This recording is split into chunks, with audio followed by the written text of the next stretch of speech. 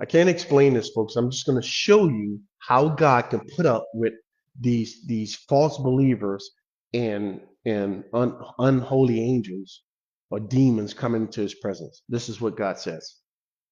Through faith in Jesus Christ to all. See, you see that, Kevin? It's to everyone. Look, but it's only applied on all who believe. It's available to everybody. Every sinner have the ability, or should I say, not the ability. Every sinner has the access to go and believe. What he don't have, though, is the ability to believe. And that's the problem. Christ is available. God says there's none other name under heaven given among just believers? No. Given among all men than the name of Christ. The problem is every single man hates God. So I don't hate God. Get out of here. The Bible says you do. So either you're going to come up and agree with God, or you're going to believe your own righteousness. See, that's the problem. For there is no difference, for all have sinned and fall short of the glory of God. Now watch. How is God able to have wicked demons come into his presence?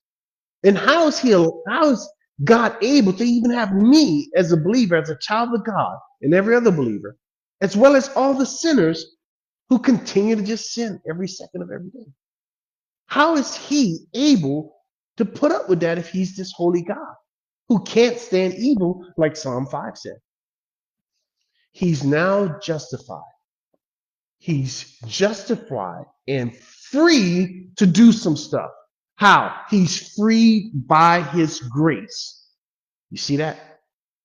God has an attribute, or God is, he has grace.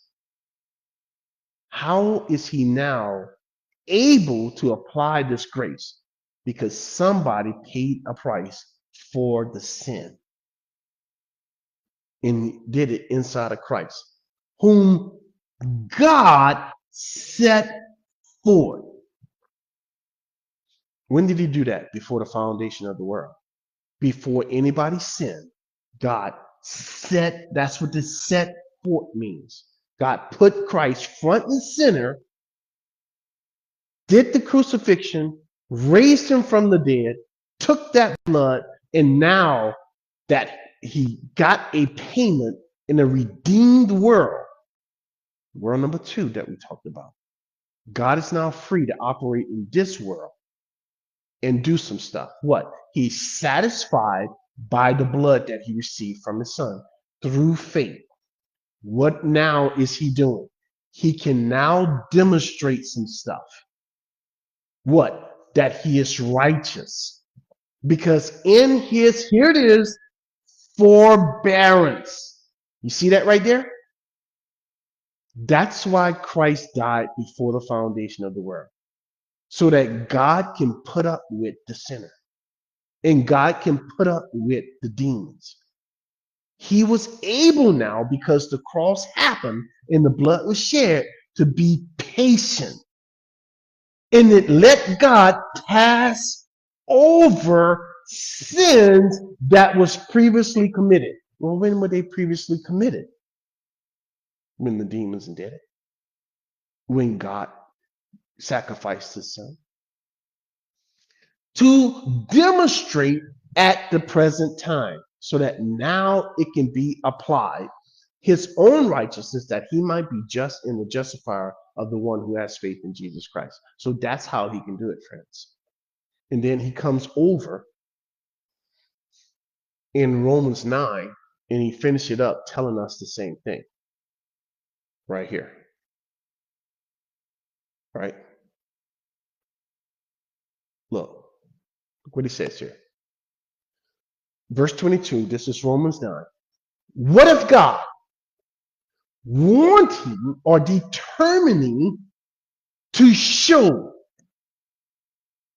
now that the blood has been applied, God is now showing his attribute of wrath and his great power to make it known.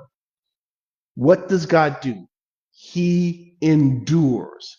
He has forbearance.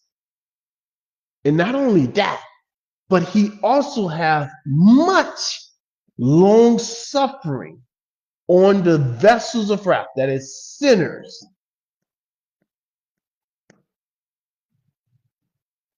And they were prepared for destruction. You say, I can't believe that.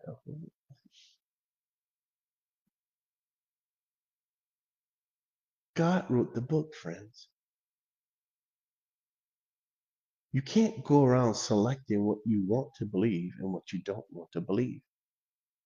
It's okay. This may look horrible to you, but in the eyes of holy, righteous God, he is just. Watch. Look. Look what he says here. God says, hey, I told Moses, shut your mouth. I will have mercy on whomever I will have mercy. What was Moses looking to do? To offer himself for the sins of the Israelites. God said, get out of here, Moses. You can't die to somebody else. You can't even save yourself. I'm going to have mercy on who I want, Mr. Moses.